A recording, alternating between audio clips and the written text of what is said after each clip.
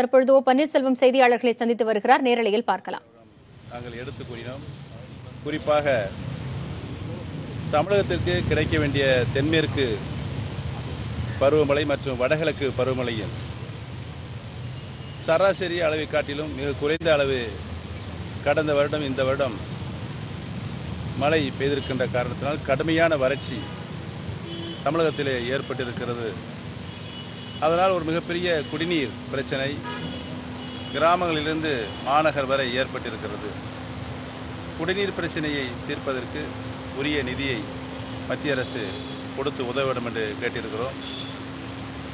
ஆடு மாடுகளுக்கு கூட தேவையான அங்கே ஒரு சூழ்நிலை ஏற்பட்டிருக்கிறது. அந்த நிலையும் மாண்புமிகு பாரத பிரதமர் அவர்களுக்கு எடுத்துக் கூறினோம். விவசாயிகள் கடும் வறட்சியின் காரணமாக விவசாயிகள் தாங்கள் வாங்கிய கடனை, வங்கிகளில் வாங்கிய கடனை, தேசியமயமாக்கப்பட்ட வங்கிகள் வாங்கிய கடனை திரும்ப செலுத்த முடியாத ஒரு சூழல் ஏற்பட்டிருக்கிறது என்பதையும் மத்திய அரசு இந்த பிரச்சனையில் தீவிர கவனம் செலுத்தி தேசியமயமாக்கப்பட்ட வங்கிகளில் விவசாயிகள் வாங்கிய கடனை ரத்து செய்யும்படி என்ற கோரிக்கையும் நாங்கள் வலியுறுத்தி மாண்புமிகு பாரத பிரதமரிடம் கோரிக்கையை மனுவில் தந்திருக்கிறோம். அத்திக்கடவு அவிநாசி திட்டத்திற்கு போதிய நிதியை மத்திய அரசு கொடுத்து உதவ வேண்டும் என்றும் கோரிக்கை வைத்திருக்கிறோம். மருத்துவ படிப்புக்கான நீட் தேர்விற்கு மாநில தமிழ்நாட்டிற்கு விதிவிலக்கு அளிக்க வேண்டும் என்றும், நீட் தேர்வுக்கான பாடத்திட்டம் சிபிஎஸ்இ சிலபஸை ஒட்டி வருவதனால் தமிழக மாணவர்களுக்கு அது சிரமமாக தேர்வு எழுதியில் அவர்கள் தேர்ச்சி பெறுவதற்கு சிரமம் ஏற்படுவது என்றுதான் கருத்தில் கொண்டு மத்திய அரசு தமிழகத்திற்கு விதிவிலக்கு அளிக்க வேண்டும் என்றும் கோரியிருக்கின்றோம். மருத்துவ மேல் படிவுக்கு அரசு பணியில் இருக்கின்ற மாணவர்களுக்கு 50% அவர்களுக்கு ரிசர்வேஷன் கோட்டா நீட் தேர்வு மூலம் வழங்கப்பட வேண்டும் என்ற கோரிக்கையும் மத்திய அரசிற்கு நாங்கள் எடுத்துக் கூறியிருக்கின்றோம்.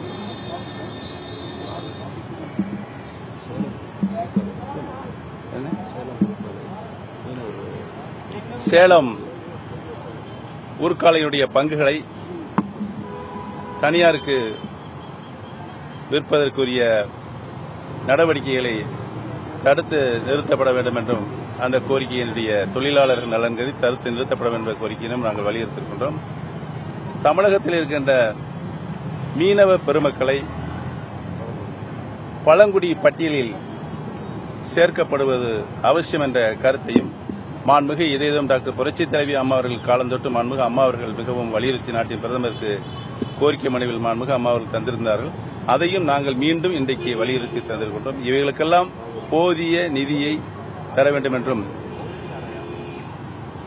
காவிரி நதிநீர் ஆணையத்தினுடைய இறுதி தீர்ப்பு வழங்கப்பட்டு இறுதி தீர்ப்பில் சொல்லியபடி காவிரி நதிநீர் மேலாண்மை வாரியம், காவிரி நதிநீர் முறைப்படுத்தும் குழு ஆகிய இரண்டையும் அமைக்கப்பட வேண்டும் என்ற கோரிக்கையினையும் அதனுடைய தேவையின் அடிப்படையில், முக்கியத்துவத்தின் அடிப்படையில் அவை உடனடியாக மத்திய அரசு மாண்புமிகு பிரதமர் அவர்கள் தனிக்கவனம் செலுத்தி அது உடனடியாக அமைக்கப்படும் என்ற கருத்தையும் நாங்கள் இன்றைக்கு வலியுறுத்தியிருக்கின்றோம்.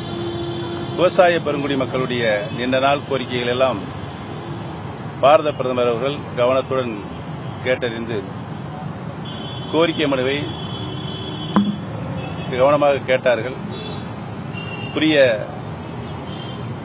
கவனம் செலுத்தப்படும் என்ற மாண்புமிகு பாரத பிரதமர் சொல்லியிருக்கிறார் என்பதை தெரிவித்துள்ளோம். டாக்டர் மைத்ரேயன் தலைமையில் ஒரு 12 எம்பிக்கள், அதாவது உங்க பிரிவு ராஷ்டிரபதியை பார்த்து ஒரு மனு அளித்தது உங்களுக்கு ஞாபகம் இருக்குன்னு நினைக்கிறேன். அந்த மனு உள்துறை அமைச்சத்துக்கு அனுப்பப்பட்டு அது சம்பந்தமா நேற்று உள்துறை அமைச்சரும் டாக்டர் மைத்ரேயனுக்கு பதில் அளிக்கப்பட்டு அது சம்பந்தமா சிபிஐ விசாரணை தேவைன்னு நீங்க பிரதமர்கிட்ட இன்னைக்கு கோரிக்கை வைக்கிறதா இருந்தது. அதை பத்தி சொல்லுங்க. நாடாளுமன்ற மாநிலங்களவை உறுப்பினர் திரு டாக்டர் தம்பிதுரை அவர்கள் தலைமையில் 12 நாடாளுமன்ற உறுப்பினர்கள் டாக்டர் மைத்ரேயன் அவர்கள் தலைமையில் ராஷ்டிரபதி அவர்களை, ஜனாதிபதி அவர்களை சந்தித்து மாண்புமிகு அம்மாவுடைய மரணத்திற்கு உரிய நீதி விசாரணை மத்திய புலனாய்வுத்துறையின் மூலமாக விசாரிக்கப்பட வேண்டும் என்று கோரிக்கை மனு அளிக்கப்பட்டது. அந்த கோரிக்கை மனு உள்துறை மூலமாக தமிழக அரசினுடைய தலைமைச் செயலாளருக்கு அனுப்பப்பட்டு தக்க நடவடிக்கை எடுக்க வேண்டும் என்று அந்த கடிதத்தில் குறிப்பிடப்பட்டு தலைமைச் செயலாளருக்கு அனுப்பப்பட்டிருக்கிறது. தமிழக அரசினுடைய தலைமைச் செயலாளர் உரிய நடவடிக்கை எடுக்க வேண்டும் என்று நாங்கள் வலியுறுத்தி கேட்டுக்கொள்கிறோம். பிரதமர் கேட்டீங்க, அதையும் வலியுறுத்தி கேட்டோம். சார், இப்போ அரசியல் ரீதியாக என்ன பேசப்பட்டதா? நீங்க தமிழகத்தினுடைய விவசாயிகள் பிரச்சனை, தண்ணீர் பிரச்சனை, இதை பத்தி எல்லாம் பேசணும்னு சொன்னீங்க. முக்கியமா அரசியல் ரீதியாக தான் இந்த சந்திப்பு இருந்ததுன்னு தெரிய வருது. அரசியல் ரீதியாக என்ன பேசப்பட்டது? அந்த சிபிஐ விசாரணை தொடர்பாக முன்னாள் முதலமைச்சர் ஜெயலலிதா அவருடைய மரணத்தில் மர்மம் இருக்கிறது. அதுல சிபிஐ விசாரணை தமிழக மக்களுடைய முக்கியமான கோரிக்கைகளை, அரசிற்கு தேவைப்படுகின்ற முக்கியமான பல பிரச்சனைகளுக்கு மத்திய அரசு கவனம் செலுத்தி அது தீர்க்கப்பட வேண்டும் என்ற கோரிக்கையின் தான் நாங்கள் முன்னிறுத்தி பேசினோம். மற்றபடி அரசியல் ரீதியான பிரச்சனைகள் நாங்கள் பேசவில்லை. சார், நீங்க தொடர்ந்து பாரதிய ஜனதா கட்சிக்கு ஆதரவாகவும் அவர்களுடன் இணக்கமாக செல்லக்கூடியதாக அந்த ஒரு காட்சி தொடர்ந்து பரப்பப்பட்டிருந்த நிலையில இப்போ பிரதமருடனான இந்த சந்திப்பு அதனை உறுதி செய்யும் வகையில தான் இருக்கும். யூகங்கள் அடிப்படையான கேள்விகளுக்கு பதில் சொல்கின்ற நிலையில் நாங்கள் இப்பொழுது இல்லை. பொதுவாகவே பாரதிய ஜனதா இந்திய நாட்டை ஆண்டு கொண்டிருக்கிறது.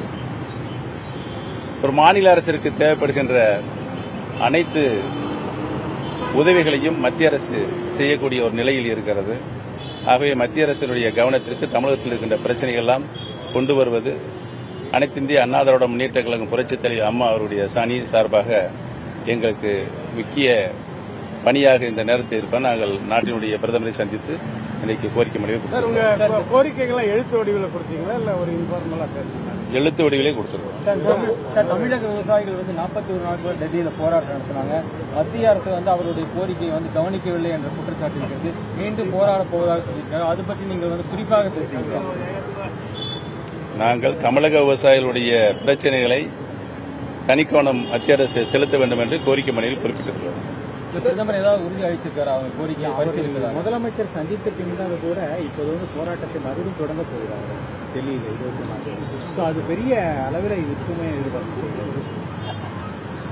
விவசாயிகள் அவருடைய கோரிக்கையை முன்னிறுத்தி போராட்டம் நடத்துவது அது அவருடைய உரிமை. மத்திய மாநில அரசுகள் அதில் தனி கவனத்தும் செலுத்த வேண்டும் என்றுதான் எங்களுடைய நிலை. நீங்க நிறைய நலத்திட்டங்களுக்காக தான் இப்ப சந்திச்சிருக்கீங்கன்னு சொல்லிருக்கீங்க. இப்ப இருக்கக்கூடிய அரசுக்கு இந்த மத்திய அரசு அந்த அளவுக்கு ஒரு ஆதரவான நிலையில் இருக்காங்களா? இபிஎஸ் அணிக்கு அந்த ஒரு ஆட்சிக்கு இருக்கிறாங்களா? அது மாதிரி உங்களுக்கு தோணுதா? இல்ல நீங்க இருந்தப்போ உங்களுக்கு அதிகமான ஆதரவு இந்த மாதிரி இருந்தது? பொதுவாகவே மத்திய அரசு அனைத்து மாநிலங்களுக்கும் தேவைப்படுகின்ற உதவிகளை செய்கின்ற அரசாகத்தான் இப்பொழுது இருக்கின்ற அரசு நடைபெற்றுக் கொண்டிருக்கிறதை தெரிவித்துக் கொள்கிறேன். சார், இரு அணிகளின் இணைப்பு பற்றி பேச்சு நடந்தது.